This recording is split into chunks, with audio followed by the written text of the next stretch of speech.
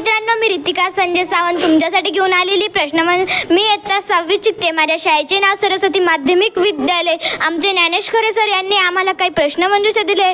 आम्हाला सरांनी इतिहासाचे काही 3 पाठ शिकवलेले आहेत. त्या 3 पाठांवर मी काही आधारित प्रश्न तुम्हाला विचारणार आहे.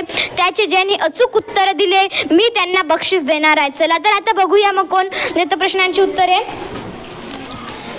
पहिला प्रश्न आहे, इयत्ता 5वीत आपण काय शिकलो? कोण सांगतो? तुझं नाव सांग. प्रांजल. हां प्रांजल, इयत्ता 5वीत आपण काय शिकलो होतो? इयत्ता 5वीत आपण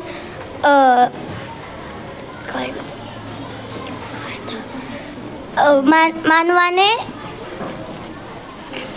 बघून सांगू नका. बोल जान्हवी. इयत्ता 5वीत आपण मानव यांच्या भोवतालच्या परिसरात हे कसे विस्ताराने घनिष्ठ संबंध होतो हे आपण 5वीत पाहिले. जान्हवीसाठी एकदा जोरात टाळ्या वाजवा. जान्हवीने पहिल्या प्रश्नाचे उत्तर बरोबर दिले. जान्हवी, तुझ्यासाठी आता दुसरा प्रश्न.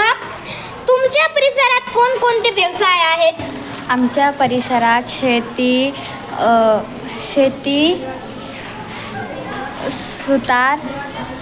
शेती, सुतार, लोहारकाम, लेखक, कवी हे व्यवसाय आहेत. जान्हवीने दुसऱ्या प्रश्नाचे उत्तर बरोबर दिले. तिच्यासाठी जोरदार टाळ्या. जान्हवी, आता तुझ्यासाठी तिसरा प्रश्न. इतिहास म्हणजे काय? इतिहास म्हणजे मानवी संस्कृतीच्या प्रवासात घडलेल्या सर्व प्रकारच्या भूतकालीन घटनांची सुसंगत मांडणी होय. जान्हवीने तिघी त्यासाठी जोरदार टाळ्या. जान्हवी, माझ्याकडनं तुला जोरदार टाळ्या वाजवायच्या.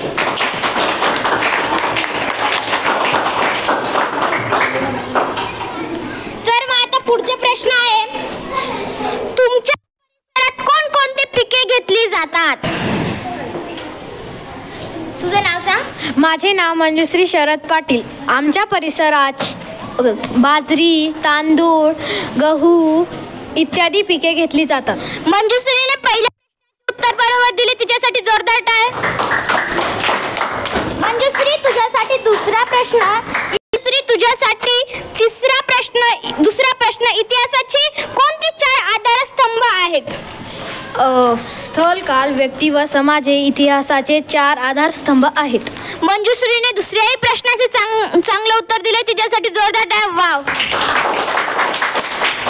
तुझ्यासाठी घेऊन येते तिसरा प्रश्न. यापैकी स्थळ हा कोणत्या भौगोलिक परिस्थितीशी संबंधित आहे? स्थल हा नाही. कोण देतो याचं उत्तर? तर ठीक आहे, याचं उत्तर मीच देते. यापैकी स्थळ कोणत्या भौगोलिक परिस्थितीशी संबंधित आहे? याचं उत्तर आहे, यापैकी स्थळ हा घटक इतिहासाशी म्हणजे भौगोलिक परिस्थितीशी संबंधित आहे. आता प्रश्न आहे, थोडा मोठा आहे. हवामानातील आणि तंत्रज्ञानातील बदल त्यांच्या परिसरातील बदलांशी कसे जोडलेले होते? कोण सांगते याचं उत्तर?